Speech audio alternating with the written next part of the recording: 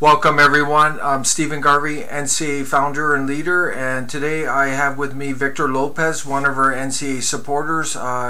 Victor lives in New Brunswick, and he immigrated to Canada from Spain in 1970s, I believe, and his wife is from South America, so he's a truly immigrant family with us today.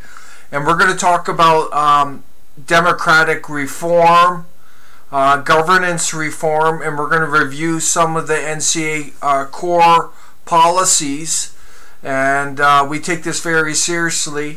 And I'm just going to check something here quick to make sure everything's working nicely.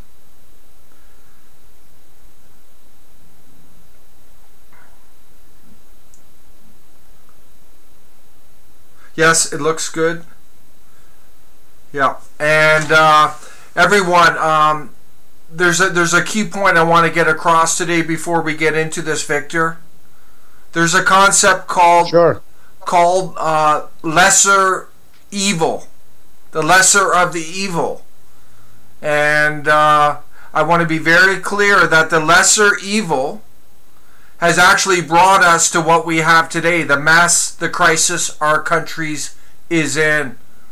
The lesser of the evil means you're supporting evil. The lesser of the evil equates to the same status quo, everyone. So we need to get out of that framework of lesser evil and truly vote for the Canadians who truly represent what you stand for. That's the only way we're going to turn things around in our country. If we keep doing the same, letting these career politicians, these globalists get in, then nothing is going to change in this country, everyone. Remember that.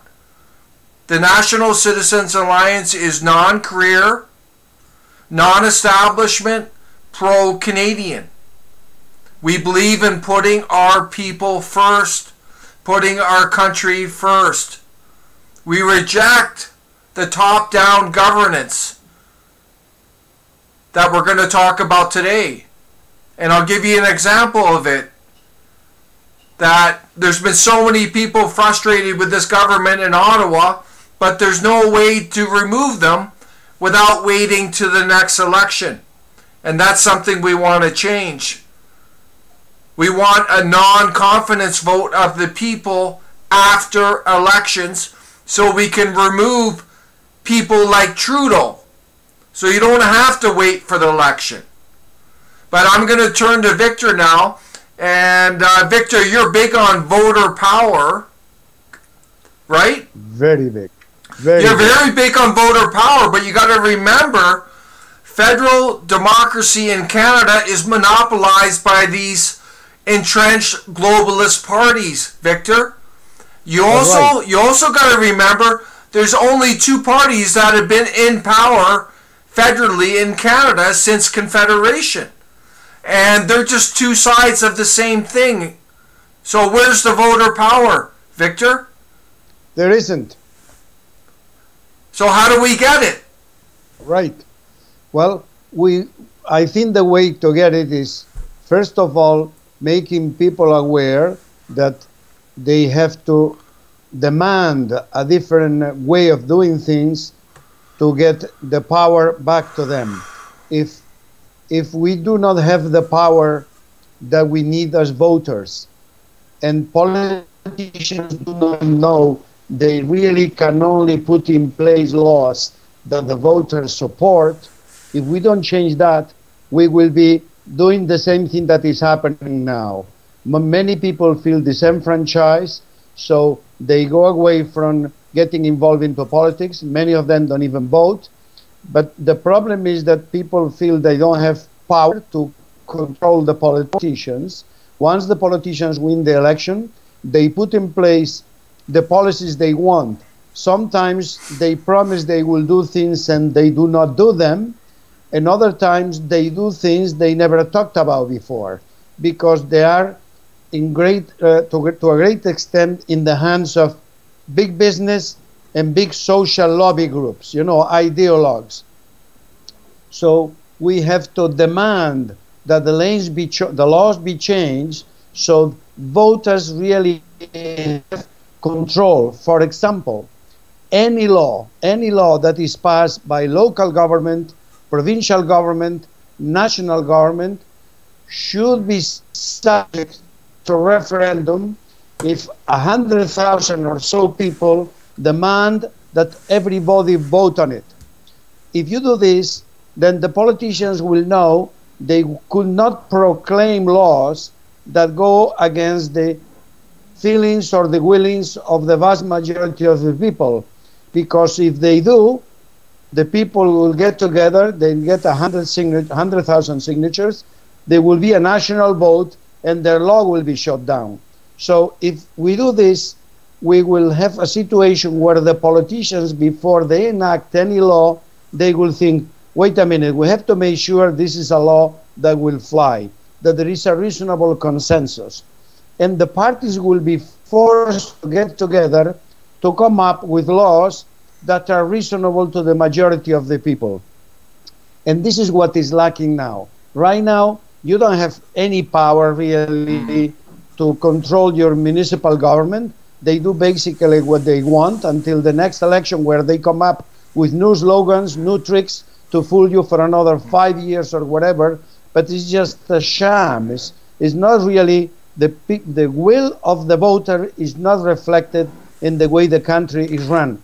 Mind you, with all its shortcomings, Canadian democracy, North American democracy, European democracy, especially in the North, they are among the most decent systems of government we have. But in my view, it's no longer enough. Society has matured. We have communication media. We have ways to vote by internet.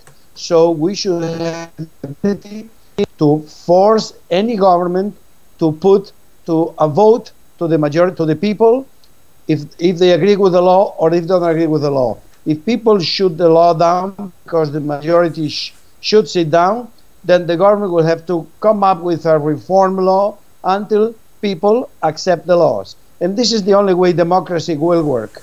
Because if we don't do that, people feel more and more alienated from the system. And this is, no democracy can survive for long with the majority of the people being not very interested on what is happening other than any occasional problems that concern them. So we need voter power, direct power by the voters. This is a mature society. This is, people are able to decide what is good. That is, we have to evolve from representative democracy to representative and decision-making democracy by the voters. Yeah, that's my conviction. Yeah, exactly, and that's something we support, Victor. But the reality is that the entrenched parties in Ottawa, they just want the status quo. They want the same, and they're tied to the establishment media, which is just pushing their agenda, misinforming the electorate. For example, the National Citizens Alliance, we don't get any coverage. Any coverage we do get, we're vilified. Okay? Right. And we have great policies. So yes. The bottom line is that a party like NCA is going to have to get in Ottawa to legislate this stuff, because it's not going to come from those big parties. They don't care. And I'll give you an example. Harper, back in 2005, was talking all about accountability and transparency. There was a Reform Party with recall. Where did it go? Nowhere. Nothing. That's right. And I'll give you another example. Justin Trudeau campaigned on electoral reform, and he said within a certain number of days we're going to have proportional representation. Where did it go, everyone? Zilch. Nothing. They lied their way in. And I want to tell you what we're going to do about this. I want to show some policies here quickly. This is our governance reform policy, everyone. So these are some key things we want to do. And there's a nice video on there if you go to our page at nationalcitizensalliance.ca. But the first thing we support, Victor, is citizen-initiated recall. Any MP should be subject to recall of their constituency. And this is based on reasonable, attainable recall requirements. And we have the details in that if people want to know. But there has to be a certain percentage to initiate, then a certain quorum to carry it through. Another thing we're concerned about, Ricardo, is the lack of attendance of the Prime Minister in the Parliament to address questions, answer questions. We believe there should be a minimum percentage per year or face penalties. The Prime Minister has to be accountable. Another one is we want a referendum on the Senate. This is a patronage appointment legislative body. It's full of corruption and cronyism, everyone. And we want a referendum by the Canadian people on whether to make it elected, to keep it the same, or get rid of it. And that should be a binding national referendum. We want to prohibit omnibus bills, Victor. And these are bills like Harper. He would put like 5 different acts in one bill and cram them through. So that's not democratic. So we would prohibit that. Another thing we want to reform, Victor, is e-petitions. Right now, the e-petitions to the House of Commons are only through the MPs, and they must consent to the e-petition for it to have any meaningful effect. And we believe that with 50,000 Canadian electoral supporters that we should be able to bypass the MP and have the e-petition presented in Parliament and subject to a vote. And that's one way of direct democracy right there, Victor. Another thing we want is vote of the people on legislation. We cannot rely on these crony career politicians in Ottawa. So we want a mechanism to allow the Canadian people to vote on legislation they feel strongly about. And this would be triggered with 150,000 members of the Canadian electorate, and there would be a 50+1 rule that would be determine the outcome. But the electorate would actually vote on the legislation before the House of Commons. So that's something you support, isn't it? Absolutely. Yeah, and here's this one. This one's very important, everyone. A binding national referenda of non-confidence on the PM and or federal government after an election. And this would be triggered by a petition of at least 6 million members of the Canadian electorate. And there would be a national binding vote whether this government would continue or collapse based on the referendum. So those are some of the things that we support, everyone. I should add further that in our Constitution, to show how serious we are, any NCA member of Parliament would still be subject to recall. It's actually written into our party constitution. So whether or not there's legislation, federal legislation, we would still honor recall. And it would be subject to 35% of the electorate initiating through a petition, and then a minimum 70% vote threshold, 50% quorum.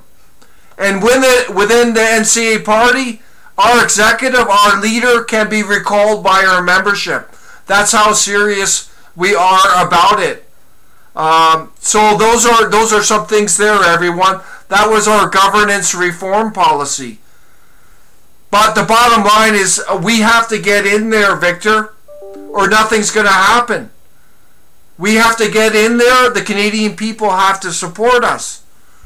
And I'm going to bring up another policy that's relevant here. Just give me a second here. It's electoral reform. It's right up here on our website. Right there. And one thing we want, Victor, You know how Trudeau lied his way in. Harper was lying. There's lots of lies out there now.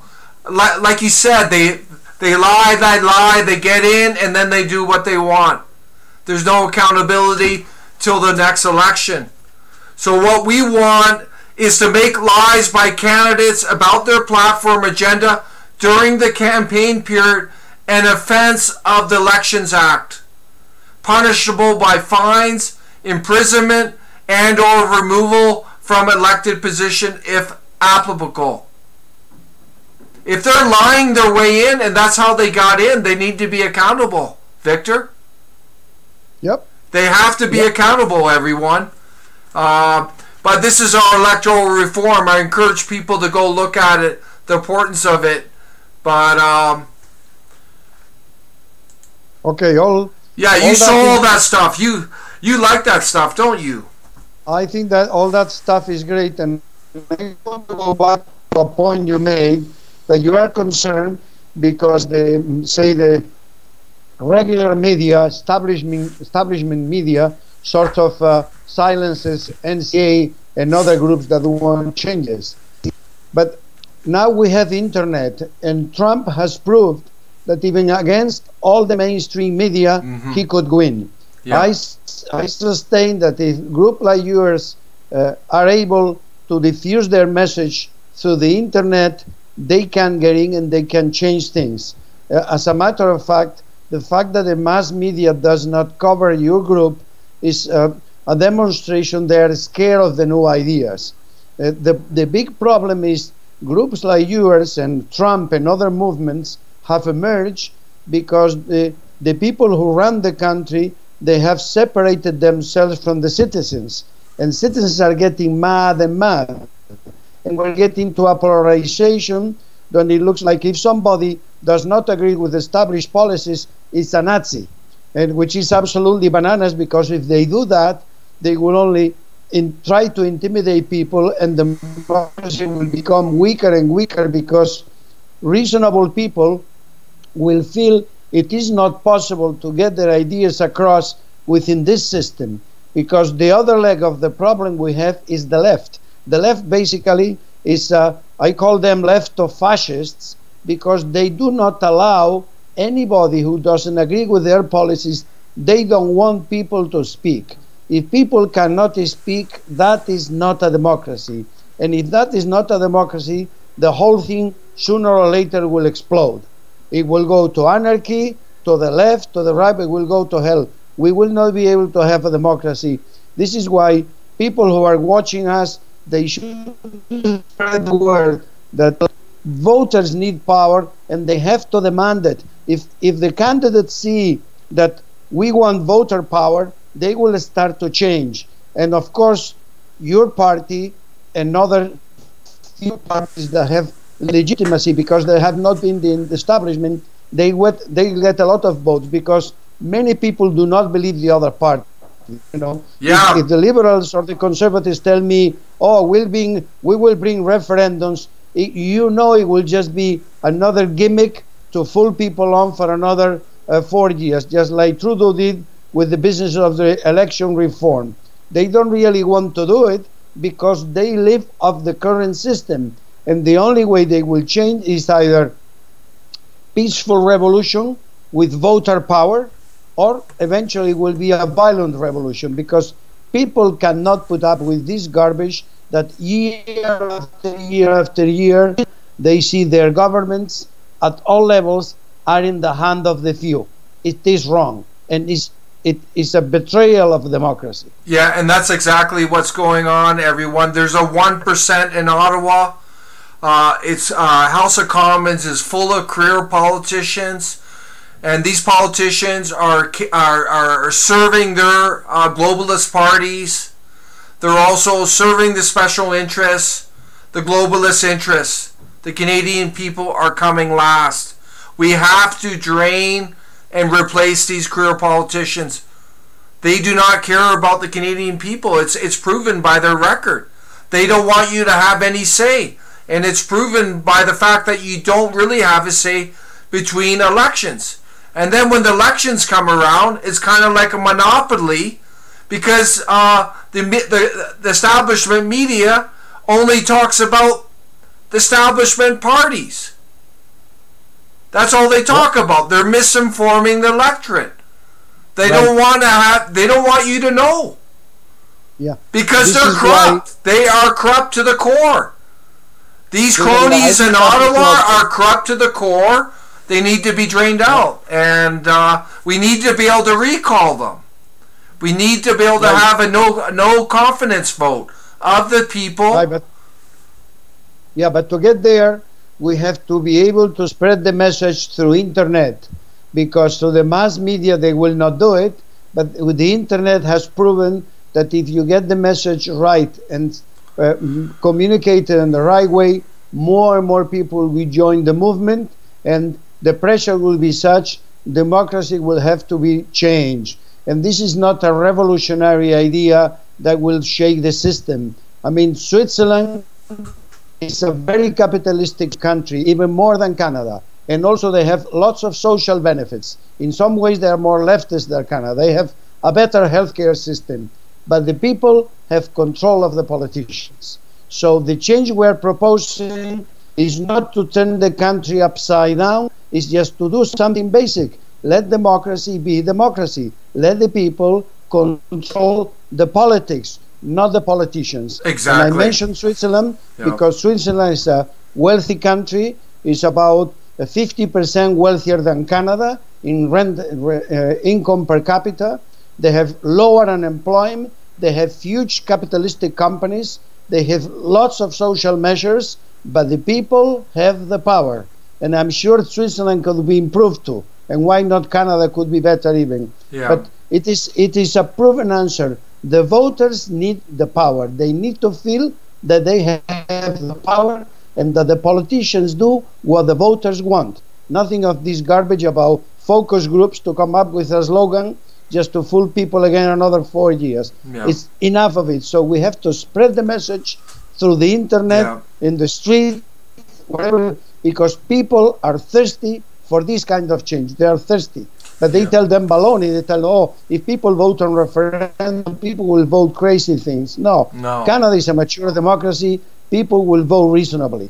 And they're voting reasonably even now, but the politicians betray them time and time and time after time. Yeah, exactly. And time is not on our side, actually.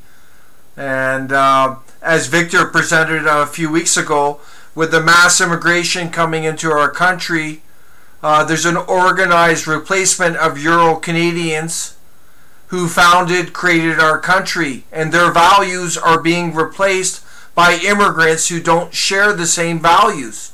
So our institutions are under attack, everyone. Our democratic institutions are under attack just by the new immigrants coming in who don't share the same values. So absolutely. we have to take this very seriously, everyone. But this has to be about the Canadian people. This can't be about these self-serving career politicians who are just completely corrupt to the core. They're catering to their globalist parties. They're catering to the self-interest.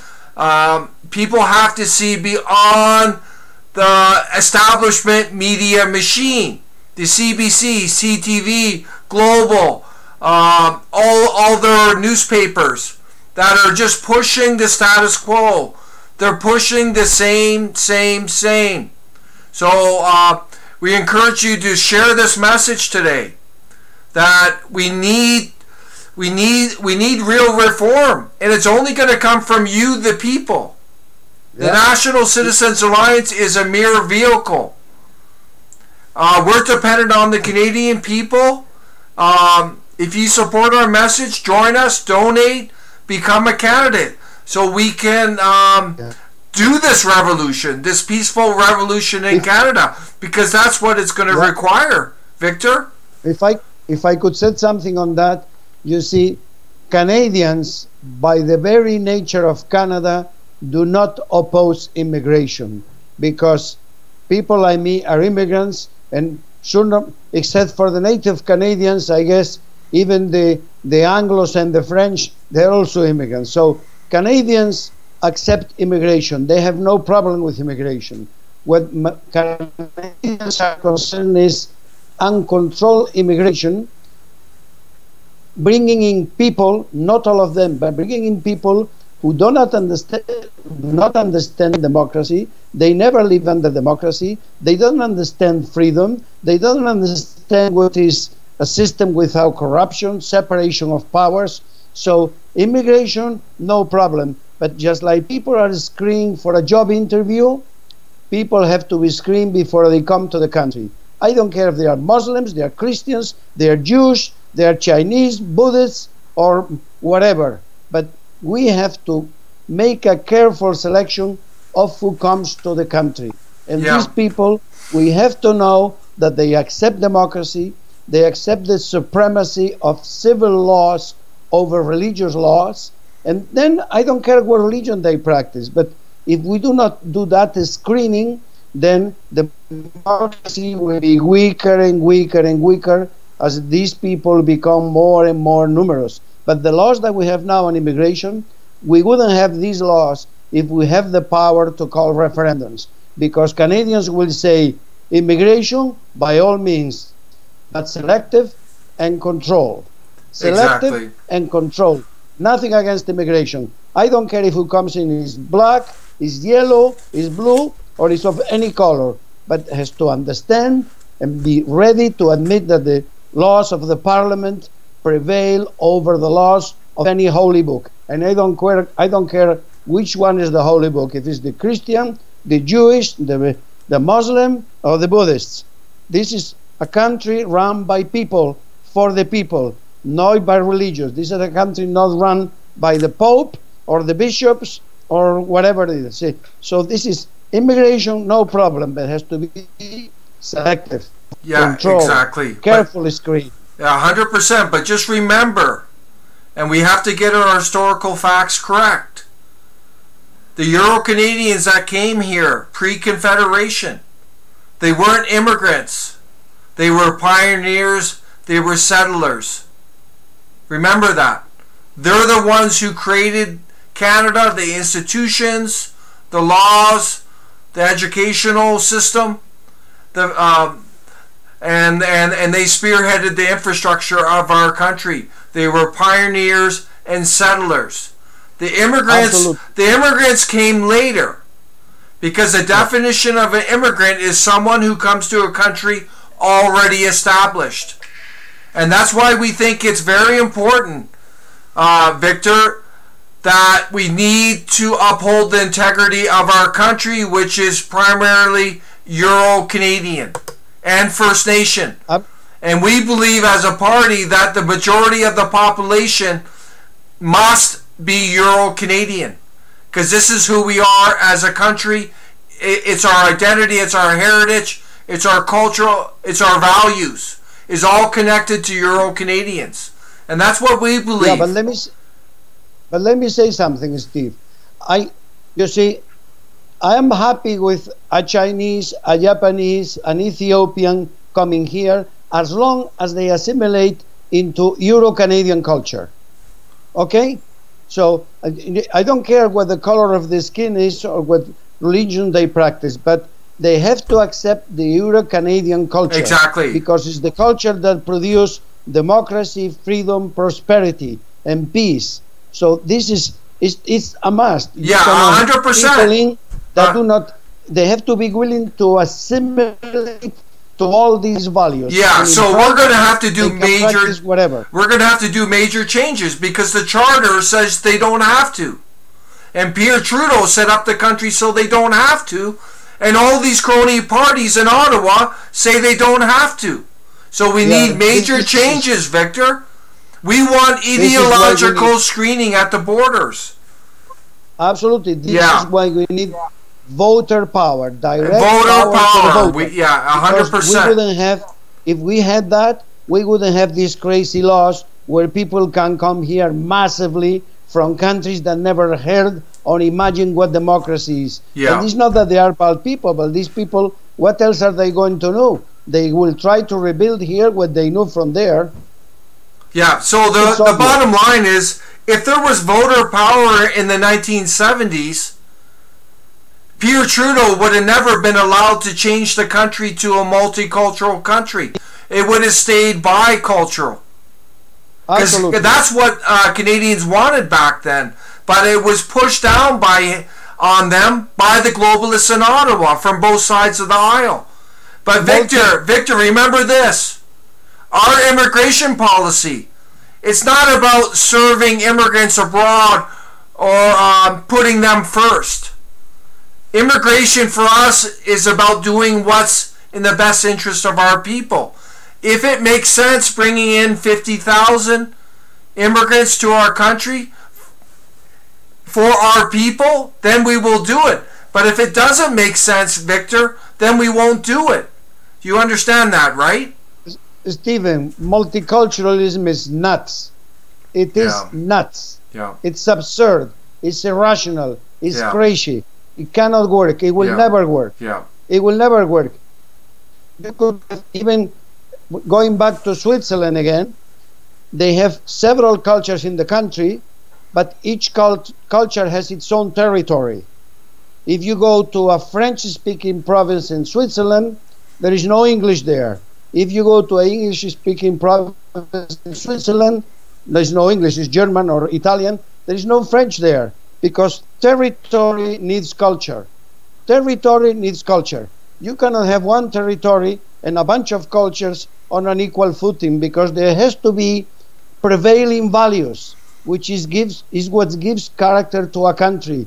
So for Canada to be Canada, the prevailing values have to be Western values. 100%, 100%, and that's what we support. And right now, we're under siege, everyone. You could argue there's an invasion. There's a globalist agenda that is denying that reality, that is taking our identity away, our culture, our defined culture. We have a prime minister that says he doesn't know what our identity is, what our culture is. It makes sense that he says that, because obviously he doesn't know what his bloody identity is. Well, he's a globalist citizen. He's just part of the globalist agenda, right? So to me, he comes across as somebody that doesn't know who he is. Yeah, I think he's just a globalist sellout. The agenda of the establishment is to turn us into a post-national globalist village, which would be extreme multicultural state. There's going to be no distinct identity, no distinct culture, no distinct heritage. And that's going to be, could you imagine that? That's what's happening. It's going to be complete division, fragmentation of our country. We'll go the way of the Roman Empire. We'll collapse. It's not sustainable. Yeah, so that's what they're doing in Ottawa, everyone. So you have a clear choice. But we want to give you a say. We want recall. We want referendum. We want you to have a say on significant issues that are impacting you and your family. We want you to be able to have a say. If a government does not have your confidence, you should be able to have the opportunity to remove it before an election. That's what we want, everyone. Do you want to add anything in closing, Victor? No, to encourage people that agree that voters of any party, of any persuasion, do not have power in the system, because the leftists do not control the leftist leaders, which are the ones that are more dangerous. The right doesn't control right leaders. So the people have to mobilize and demand people power. People power through the possibility of direct intervention by the people, giving a number of signatures to prevent the politicians to enact any laws that do not have clear support by the people. It's obvious, Stephen. I mean, why the hell should a democracy enact laws that annoy the majority of the people? It's just absurd. It's absurd. Yeah. People who defend that do not really defend democracy. They defend particular interests. It's a betrayal of democracy. 100%. And we wouldn't be in this mess today if we had that voter power you're talking about. We would not be in this mess, everyone. So Please share our message. And again, we rely on donations, so please go to our website, nationalcitizensalliance.ca. Make a donation today. Become a member. Become a candidate. We have to drain. We have to replace the entrenched 1% in Ottawa, everyone. They are destroying our country. They are destroying it. We want to bring the greatest possible prosperity for our country. We want to protect our identity, our heritage, our culture, our values as Canadians, as Victor said. We have to do that. We want immigrants. We welcome immigrants, actually, but they have to integrate. They have to assimilate to our way of life. And we will only bring immigrants in if it's in the best interest of our people. Immigrants will not come before our people. It has to make sense for our people to bring people into our country. And that's why we support responsible, balanced immigration that looks at our economy, environment, society. And may I add something, sure. Stephen? And when the people like the National Citizens Alliance says we want responsible immigration, I want everybody to know and to take into account that the left will say they are racists. It has nothing to do with race.